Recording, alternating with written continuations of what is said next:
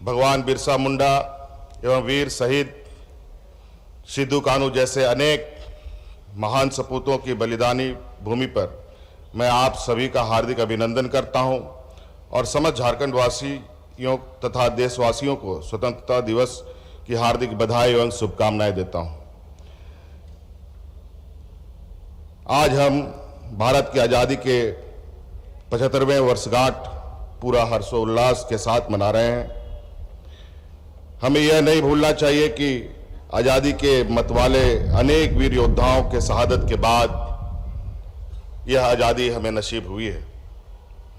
राष्ट्र पर्व की इस पावन बेला में मैं राष्ट्रपिता महात्मा गांधी, पंडित जवाहरलाल नेहरू, डॉक्टर भीमराव अंबेडकर, डॉक्टर राजेंद्र प्रसाद, नेताजी सुभाष चंद्र बोस, शहीद भगत सिंह, सरदार पटेल सहित उन तमाम देशभक्तों के प्रति अपनी सच्ची श्रद्धांजलि अर्पित करता हूं, जिनके कठिन संघर्ष, त्याग और बलिदान ने हमें आज़ादी दिलाई है। स्वतंत्रता दिवस के इस पावन अवसर पर मैं झारखंड के वीर सपूतों धरती आबा बिरसा मुंडा, वीर सिद्धू कानू, बाबा तिलका मांझी, चांद भैरव, बहन फूलो झानो, वीर बुद्धू भगत, जतरा टाना भगत, नीलांबर पीताम्बर, पांडे गणपत राय, टिके तुमराव, शहीद विश्वनाथ सहदेव को भी नमन करता हूं, जिनके संघर्ष की गौरव गाथा आज भी हमें साहस और संबल प्रदान करती है। देश के आंतरिक और बाह्य में लगे सेना और पुलिस के वीर जवान को भी मैं स्वतंत्रता दिवस की शुभकामनाएं देता हूं और राष्ट्र के प्रति उनकी समर्पण और बलिदान को सलाम करता हूं। आज़ादी के बाद हमारे देश की नीति निर्माताओं ने कल्याणकारी राज्य के आदर्शों के साथ आगे बढ़ने का फैसला किया।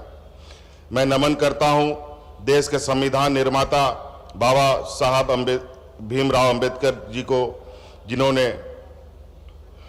आदिवासियों, पिछड़ों, दलितों के जीवन स्तर को ऊंचा उठाने के लिए, उनको उनका हक दिलाने के लिए अथक प्रयास किया और उनके लिए संवैधानिक सुरक्षा सुनिश्चित की। महान एवं दूरदर्शी सोच रखने वाले बाबा साहब ने कहा था कि राष्ट्रवाद तभी औचित्य ग्रहण कर सकता है जब लोगों के बीच जाति, नस्ल और रंग का भेद भुलाकर उनके बीच सामाजिक भाईचारा को सर्वोच्च स्थान दिया जाए। अमर शहीद भगत सिंह ने भी कहा था कि भारत में संघर्ष तब तक जारी रहेगा जब तक मुट्ठी भर शोषणकर्ता अपने हितों की पूर्ति के लिए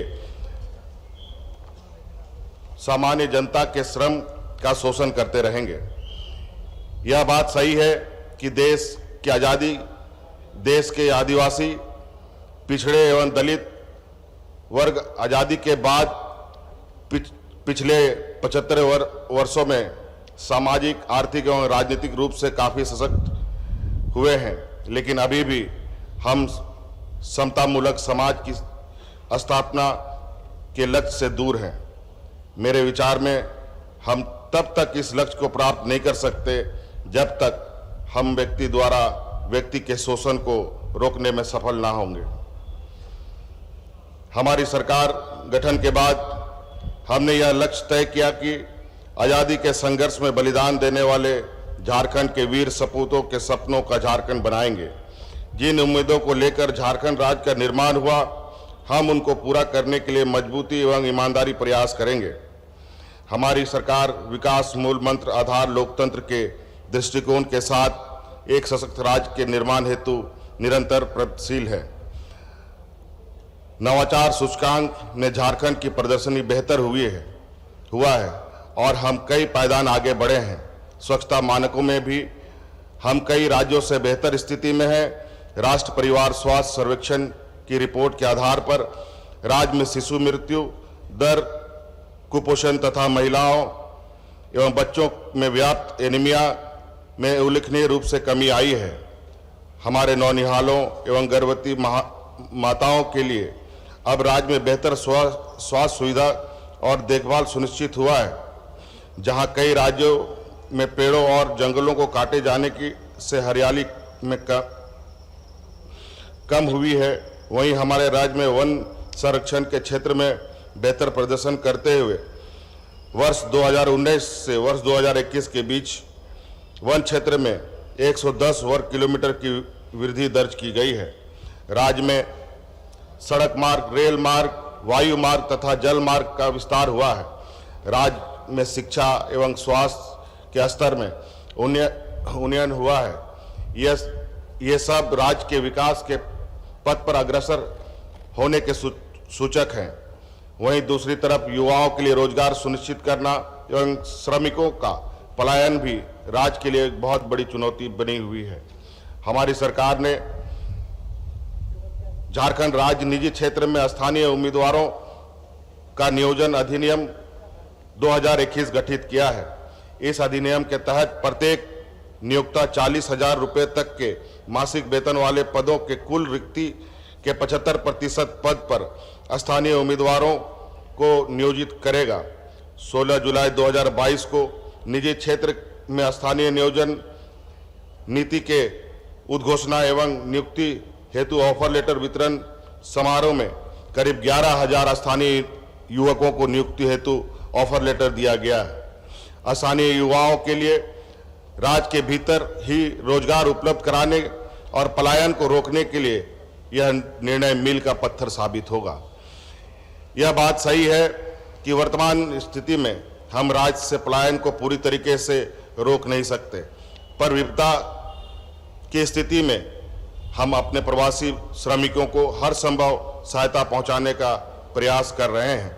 किसी भी प्रकार की आकस्मिकता अथवा आपदा की स्थिति में, चाहे वह देश में हो या देश के बाहर, उन तक तत्काल सहायता पहुंचाने तथा श्रमिकों की सुरक्षित घर वापसी की व्यवस्था सरकार द्वारा की गई है।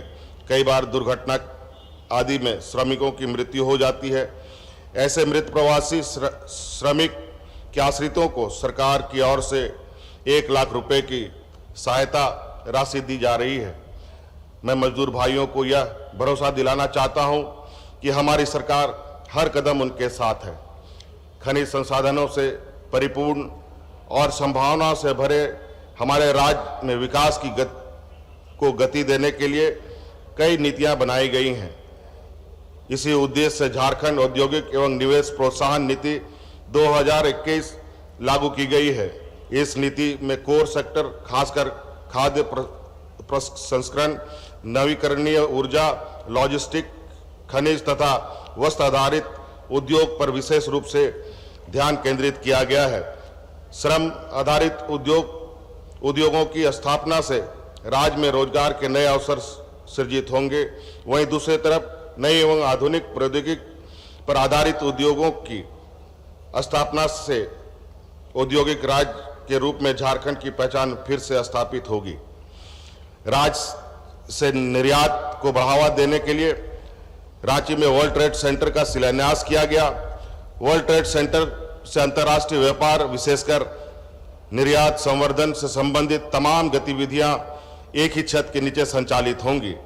इस अवसर पर राज्य के उद्यमियों को ऋण एवं अन्य सुविधा प्रदान करने के लिए सिडबी और उद्योग विभाग के बीच MOU भी साइन किया गया है। वर्ल्ड ट्रेड सेंटर झारखंड की आर्थिक गतिविधियों को मजबूत करने में अहम रोल निभाएगी।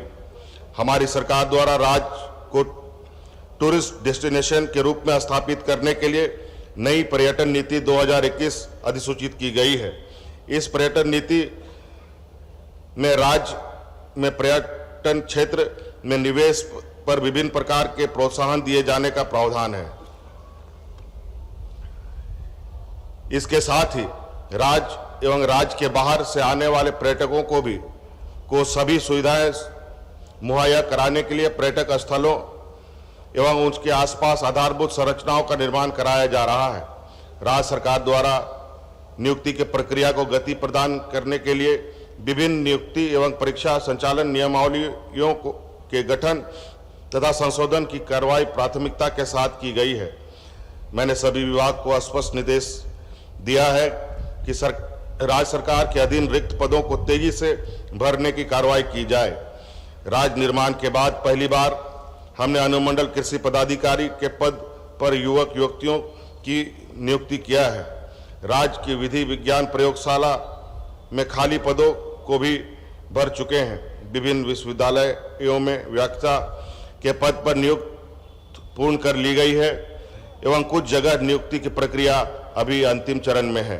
जेपीएससी के नियमावली गठन करने के साथ साथ हमने रिकॉर्ड 251 दिन में विभिन्न विभागांतर्गत 11 सेवाओं के कुल 252 रिक्त पदों पर नियुक्ति की प्रक्रिया पूर्ण करते हुए अभ्यर्थियों को नियुक्ति पत्र भी दिया है।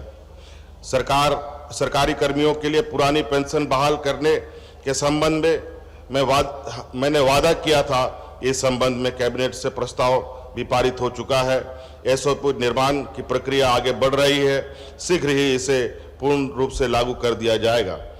झारखंड राज्य के खिलाड़ियों को हर प्रकार की सुविधा देने के लिए दृढ़ संकल्पित है। राज्य में खेल एवं खिलाड़ियों को प्रोत्साहित करने हेतु नई खेल नीति बनाई गई है। सरकार की ओर से खिलाड़ियों को समुचित सहयोग मिले, इसके लिए राज्य में पहली बार जिला खेल पदाधिकारियों की भी नियुक्ति की गई है। इन सब से राज्य में एक बेहतर माहौल तैयार हुआ है, जिससे खिलाड़ियों की प्रतिभा निखर कर सामने आई है और राज्य के खिलाड़ी राष्ट्रीय एवं अंतर्राष्ट्रीय फलक पर झारखंड की प्रतिभा का लोहा मनवा रहे हैं। पिछले दिनों कॉमनवेल्थ गेम 2022 में राज्य के युवा खिलाड़ी लवली चौबे एवं रूपा रानी तिर्की ने लॉन बॉल प्रतिस्पर्धा में भारतीय टीम को गोल्ड मेडल दिलाकर देश और झारखंड को गौरवान्वित किया है। भारतीय महिला हॉकी टीम ने भी कांस्य पदक जीता। झारखंड की बेटियां सलीमा टेटे, निकी प्रधान, संगीता कुमारी इस विजेता टीम का हिस्सा थीं। इसके पहले भी सलीमा टेटे व निकी प्रधान ने ओलंपिक में अपनी उत्कृष्ट प्रदर्शन से सबका दिल जीता है। आज हमारे राज्य में कई खिलाड़ी विभिन्न खेल स्पर्धाओं में देश की प्रतिनिधित्व कर रहे हैं और राष्ट्रीय एवं अंतर्राष्ट्रीय स्तर पर झारखंड का नाम रोशन कर रहे हैं। सर्वजन हिताय एवं सर्वजन सुखाय के सिद्धांत को लक्ष्य कर हमने सर्वजन पेंशन की शुरुआत की, जिससे समाज के अंतिम पायदान पर खड़े वृद्ध, निराश्रित महिलाएं एवं दिव्यांग को सम्मान से जीने का हक प्राप्त हो सके। प्रारंभ होने के बाद अब तक लगभग 12 लाख लाभुकों को भी इस योजना से जोड़ा जा चुका है। राज्य के 29,000 से भी अधिक गांव में करीब 35 लाख परिवारों को सखी मंडलों से जोड़ा जा चुका है। इन सखी मंडलों को 3,700 करोड़ रुपए से अधिक से ज्यादा राशि चक्रीय निधि के रूप में उपलब्ध कराई गई है। प्लास ब्रांड अंतर्गत ग्रामीण महिलाओं के द्वारा उत्पादित एवं संग्रहित उत्पादों को अलग पहचान मिले तथा लोगों के द्वारा इन उत्पादों को काफी पसंद भी किया जा रहा है। सखी मंडल के उत्पादों को राज्य के साथ राष्ट्रीय स्तर पर पहचान स्थापित कर सखी मंडलों की अच्छी आमदनी सुनिश्चित की जा रही है। ग्रामीण क्षेत्र में गरीबी और पिछड़ापन दूर करने में मनरेगा महत्वपूर्ण भूमिका निभा रहा है।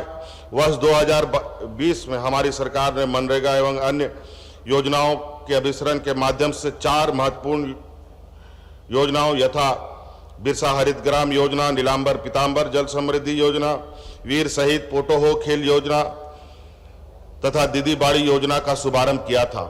उक्त सभी योजनाओं का सफलतापूर्वक संचालन किया जा रहा है। बिरसा हरित ग्राम के अंतर्गत इस वर्ष लगभग 21,000 एकड़ में फलदार वृक्ष लगाए जा रहे हैं। नीलांबर पीतांबर जल समृद्धि योजना के तहत राज्य में जल छाजन सिद्धांत को अपनाते हुए वर्तमान वित्त वर्ष में लगभग 20,000 योजनाओं को पूर्ण किया गया है तथा लगभग 81,000 योजनाओं पर कार्य जारी है। वीर शहीद पोटो हो खेल योजना के तहत 140 खेल मैदान का निर्माण कार्य पूर्ण कर लिया गया तथा 2,487 खेल के मैदान का निर्माण कार्य प्रगति पर है। राज्य की लगभग 5 लाख महिलाओं को दीदी बाड़ी योजना से लाभान्वित किए जाने का लक्ष्य है। मनरेगा में राज्य सरकार द्वारा अपनी निधि से राशि की व्यवस्था करते हुए दैनिक मजदूरी के रूप में ₹237 भुगतान कर रही है। हमारी सरकार हमारे किसान भाई दिन रात मेहनत और मजदूरी कर फसल उगाते हैं और राज्य के लिए खाद्य सुरक्षा सुनिश्चित करते हैं। कृषि के विकास एवं किसानों की खुशहाली के लिए हमारी सरकार हर स्तर पर प्रयास कर रही है। कृषि ऋण के बोझ से दबे राज्य के छोटे और सीमांत किसानों को राहत पहुंचाने के लिए वर्ष 2020 से झारखंड राज्य कृषि ऋण माफी योजना संचालित की जा रही है। इस योजना के अंतर्गत अब तक कुल 1529 करोड़ रुपए की राशि 3,83,102 कृषकों के ऋण खाते में ट्रांसफर की गई है। किसानों को आर्थिक सहायता प्रदान करने हेतु अब तक 4,28,000 नए केसीसी आवेदन स्वीकृत करते हुए 1583 करोड़ की राशि स्वीकृत की गई है। किसानों के प्रशिक्षण हेतु समेकित बिरसा ग्राम विकास योजना सह कृषि पाठशाला की शुरुआत की गई है। सरकार द्वारा किसानों का गुणवत्ता युक्त बीज 50% अनुदान पर उपलब्ध कराई जा रही है। पिछले खरीफ वर्ष 2021-22 में राज्य में 74.16 लाख टन खाद्यान्न फसल का रिकॉर्ड उत्पादन हुआ। वर्तमान खरीफ मौसम में सामान्य से कम वर्षा होने की रिपोर्ट मिली है। राज्य सरकार द्वारा इस पर सतत निगरानी रखी जा रही है। वर्तमान परिस्थिति को देखते हुए हमने केंद्र सरकार से झारखंड के लिए विशेष पैकेज की मांग की है। झारखंड राज्य के किसानों के हितों को ध्यान में रखते हुए उन्हें कृषि उत्पादन में आर्थिक नुकसान की भरपाई हेतु वित्त वर्ष 2021-22 में झारखंड राज्य फसल राहत योजना संचालित की जा रही है। इस वर्ष भी राज्य में वर्षा कम हुई, ऐसे में हम फसल राहत योजना के तहत 100 करोड़ रुपए राशि की व्यवस्था कर रहे हैं। झारखंड में ऊर्जा के क्षेत्र में आत्मनिर्भर बनाने तथा स्वच्छ एवं प्रदूषण मुक्त ऊर्जा का पावर हाउस बनाने के लिए झारखंड सौर ऊर्जा नीति 2022 लागू की गई है। हमने वर्ष 2027 तक सौर ऊर्जा से 4000 मेगावाट बिजली उत्पादन करने का लक्ष्य रखा है। राज्य के गिरिडीह शहर को सोलर सिटी के रूप में विकसित किया जा रहा है। इसके अलावा देवघर, सिमडेगा, गढ़वा, पलामू में 20-20 मेगावाट क्षमता का सोलर पार्क की स्थापना की कार्रवाई की जा रही है। राज्य में आर्थिक रूप से कमजोर उपभोक्ताओं पर आर्थिक बोझ कम करने हेतु 100 यूनिट तक की खपत करने वाले सभी घरेलू उपभोक्ताओं को मुफ्त बिजली प्रदान करने का निर्णय हमारी सरकार ने लिया है। राज्य में शहरी क्षेत्र में हरा भरा बनाए रखने के लिए एक पेड़ लगाने पर 5 यूनिट बिजली मुफ्त उपलब्ध कराने की योजना पर कार्य किया जा रहा है। राज्य सरकार शिक्षा के प्रति सजग और संवेदनशील है। राज्य सरकार के प्रयासों से शिक्षा के क्षेत्र में उत्तरोत्तर सुधार हो रहा है। इस वर्ष राज्य के माध्यमिक एवं उच्च माध्यमिक बोर्ड का परिणाम उत्साहवर्धक रहा है। मैट्रिक बोर्ड में 95.6% छात्र छात्राएं सफल हुई हैं, जो अब तक सर्वाधिक परिणाम प्रतिशत रहा है। विद्यालयों में शिक्षक एवं प्रयोगशाला सहायक आदि के 37,000 पद रिक्त हैं। इन पदों पर नियुक्ति हेतु विशेष अभियान चलाकर अगले 6 माह में नियुक्ति प्रक्रिया पूर्ण करने हेतु कार्य प्रारंभ कर दिया गया है। स्कूलों में ICT लैब और स्मार्ट क्लास की सुविधा भी उपलब्ध कराई जा रही है। राज्य में जिला स्तर पर 80 उत्कृष्ट विद्यालयों एवं प्रखंड स्तर पर 305 आदर्श विद्यालयों की स्थापना पर तेजी से कार्य जारी है। 15 नवंबर से राज्य के युवाओं के लिए CM सारथी योजना प्रारंभ की जा रही है। इसके तहत विभिन्न प्रतियोगी परीक्षाओं के लिए निःशुल्क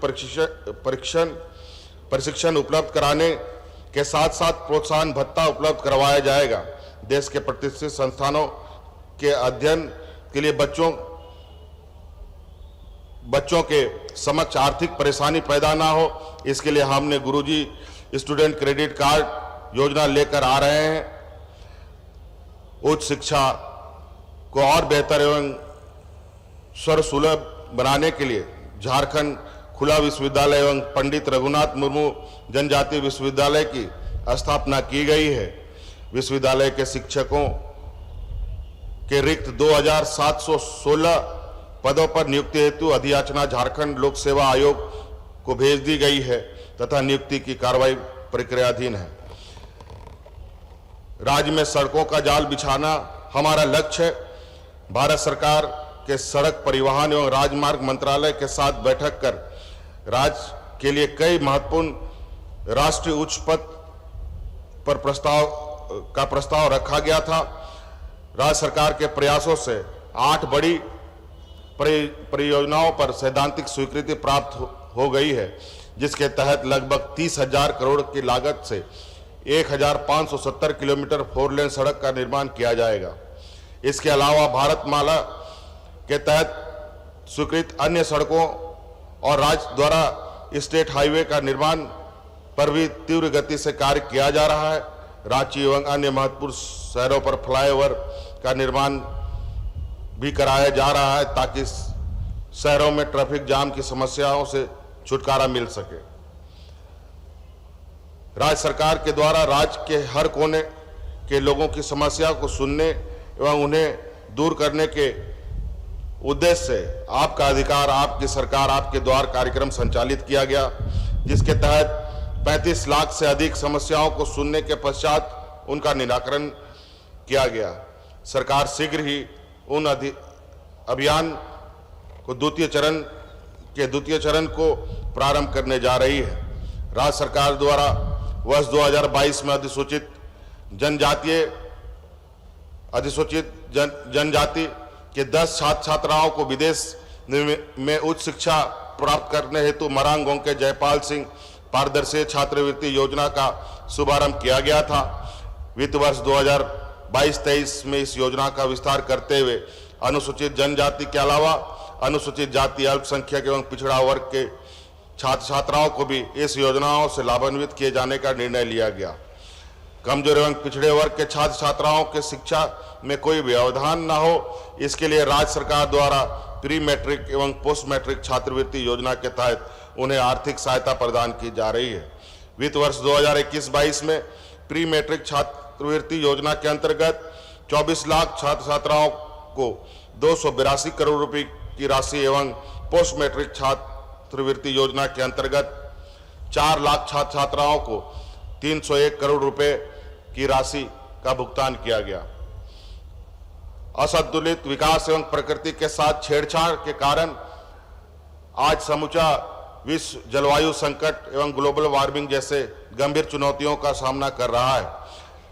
जल, जंगल, जमीन से जुड़े हमारी समृद्ध परंपरा और संस्कृति के साथ सामंजस्य बनाकर जीने की हमारी जीवन शैली संपूर्ण मानव जाति को जीने की एक सच्ची राह दिखाता है। हमें समृद्ध संस्कृति विरासत को संरक्षित करते हुए प्रगतिशील सोच के साथ विकास की राह को आगे बढ़ाना होगा। भारत की सबको साथ लेकर चलने वाली संस्कृति ही भारतीय राष्ट्रवाद की बुनियाद है। इसमें नफरत के अलावा अलगाववाद के लिए कोई जगह नहीं है। मैं राज्य के युवाओं को विशेष रूप से कहना चाहता हूं कि युवा शक्ति अपनी रचनात्मक और सकारात्मक ऊर्जा का उपयोग झारखंड के नवनिर्माण के लिए करें। मुझे पूरा भरोसा है कि हम सब मिलकर झारखंड को एक समृद्ध, खुशहाल एवं विकसित राज्य बनाने में जरूर सफल होंगे। इन 2 पंक्तियों के साथ मैं अपनी बातों को विराम देना चाहूँगा। आओ मिलकर नया देश बनाएं, भारतवासी होने का हम फर्ज निभाएं। प्यार है हम सबको इस मिट्टी से, इस मिट्टी का अब हम कर चुकाएं। आप सबों को स्वतंत्रता दिवस की बहुत बहुत शुभकामनाएं। जय हिंद, जय झारखंड, जोहार। प्रभातखबर.com, विश्वास वही, रफ्तार नहीं।